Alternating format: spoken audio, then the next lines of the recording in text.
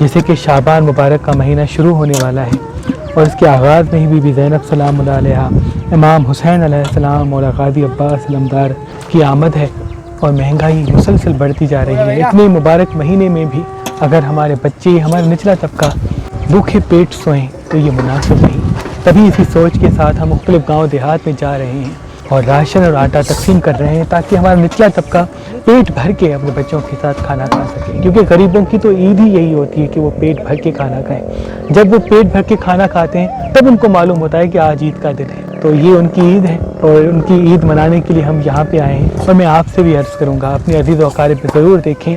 جو نچلا طبقہ ہے ان کی مدد کریں۔ اے اللہ تجھے واسطہ ہے اپنے محبوب کا، جن کے تعاون سے بی بی زینب کا نیاز، مولا حسین کا نیاز، مولا غازی عباس کا نیاز شعبان کے مہینے میں ہم تقسیم کر رہے ہیں، ان سب کی تمام دعائیں اپنے دربار میں قبول و مقبول فرما، ان کو ہر پریشانی سے محفوظ فرما، اور جو ہمیں دیکھ رہے ہیں میرے مولا ان کو بھی ہر پریشانی سے محفوظ رکھ۔ اللہم صلی علی محمد و علی محمد۔